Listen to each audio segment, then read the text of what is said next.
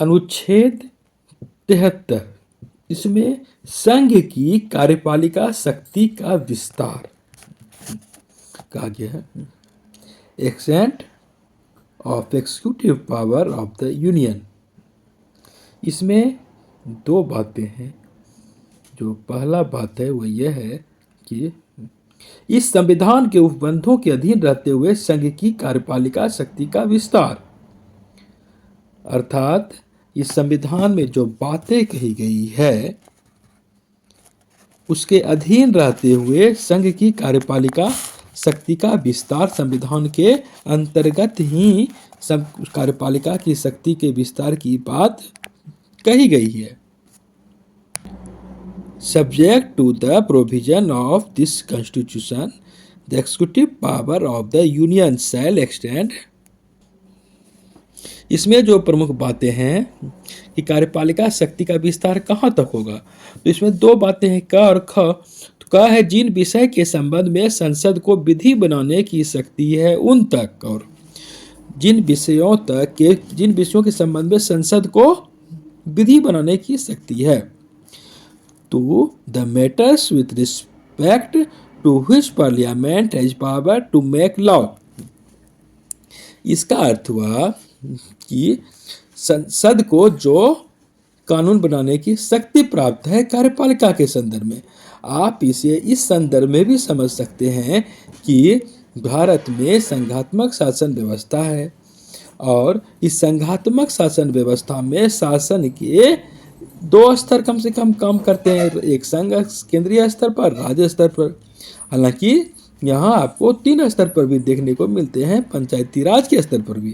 खैर, तो यहाँ पर है कि राज्य के संघ सूची के विषय पर कानून बनाने का अधिकार केंद्र सरकार को है। आप जानते हैं कि संघ सूची में पहले 97 विषय थे और वर्तमान में 100 विषय हो गए।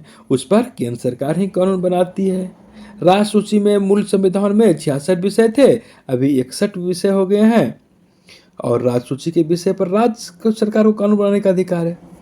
समवर्ती सूची में पहले 47 थे, अभी 52 विषय हो गए हैं और आप जानते हैं कि समवर्ती सूची के विषय पर दोनों को कानून बनाने का अधिकार है, राज्य को भी और केंद्र को भी। तो संघ सूची जैसे रक्षा, विदेश मंत्रालय, डाक विभाग,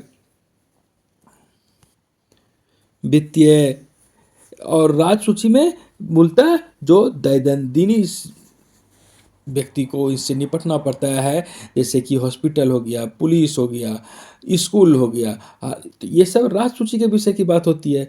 और समवर्ती सूची में जिसमें कि दोनों को कानून बनाने का अधिकार है। खैर, तो यहाँ पर जो सबको अलग अलग विषय सौंप दी गई है, तो संघ को जो विषय सौंपी गई है उस पर संघ सरकार कानून बनाएंगे, सीधी सी बात है। इसको इस तरह भी समझ सकते हैं आप। दूसरी बातें जो इसमें ख नंबर कही गई है कि किसी संधि या करार के आधार पर भारत सरकार द्वारा प्रयोक्तव्य अधिकारों, प्राधिकार और अधिकारिता के प्रयोग तक to be exercise of such right, authority and jurisdiction as are exercisable by the government of India by virtue of any treaty or agreement। इसका अर्थ हुआ कि यदि संघ सरकार किसी दूसरे देश के साथ किसी प्रकार का संधि करती है, समझौता करती है, करार करती है, ट्रीटी करती है, तो यहाँ पर वह उसके संदर्भ में संघ सरकार को कानून बनाने का अधिकार हो जाता है। जैसे एक उदाहरण समझ लें हम कि मान लिया जाए भारत भूटान है, भारत बांग्लादेश, भारत श्रीलंका, कोई भी देश है, तो अगर वो भूटान कहता है कि मेरे विदेश मंत्रालय के जो भी कानून बनते हैं उस पर आप कानून बनाइए, कैसे किसके साथ संबंध क्या करना है, कैसे मेरी भूमि की रक्षा होगी, इसको आप जो है मेरी रक्षा कीजिए, तो यहाँ पर फिर संघ सरकार को उस संदर्भ में कानून बनाने का अधिकार हो जाती है। संघ की कार्यपालिका शक्ति का विस्तार वहाँ तक हो जाता है।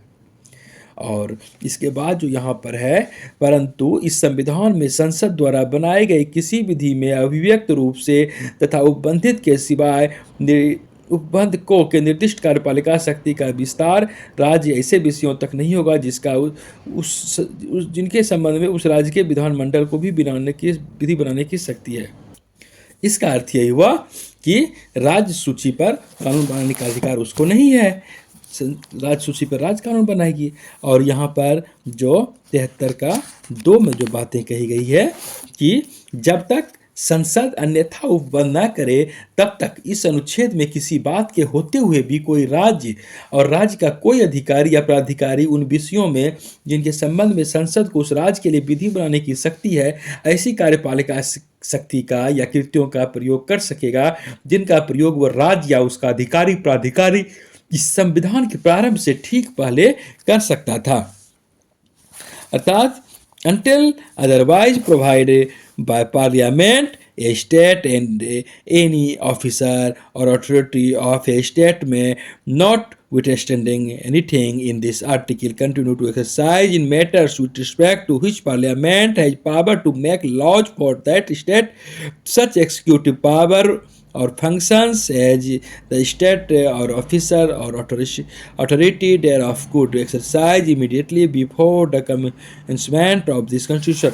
यहाँ पर आप इस बात को समझ सकते हैं कि जैसे कि राज्य सूची के विषय पर राज्य कानून बनाती है, तो यहाँ पर कभी कभी स्थिति ऐसी होती है कि आपातकाल की जैसी परिस्थिति हो गया, किसी राज्य में शासन व्यवस्था शांति से नहीं चल रही है, राष्ट्रपति शासन लगा गया, तो वैसी स्थिति में कानून बनाने की शक्ति संसद को चली जाती है, संघ को यह अधिकार हो जाता है।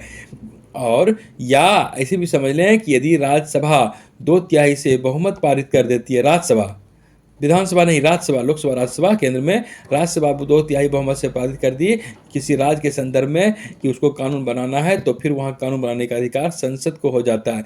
यही चीज़ आपातकाल की स्थिति में होती है। और ऐसे भी समझ सकते हैं कि यदि 2 या 2 से अधिक राज्य को लगता है कि संघ सरकार ही मेरे लिए कानून बनाएगी, यदि वो पारित कर दे तो फिर संघ सरकार इसके लिए कानून बनाती है।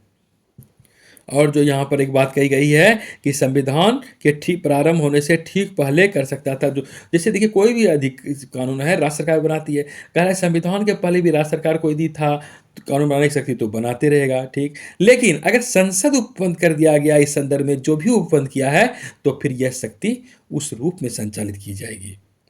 संसद अगर कह देगी इस पर राज्य सरकार को कानून बनाने का अधिकार तो राज्य बनाएगा, केंद्र सरकार को तो केंद्र बनाएगा, और संसद यदि कानून बना देती है तो फिर उस संदर्भ में संघ की कार्यपालिका शक्ति का विस्तार हो जाता है।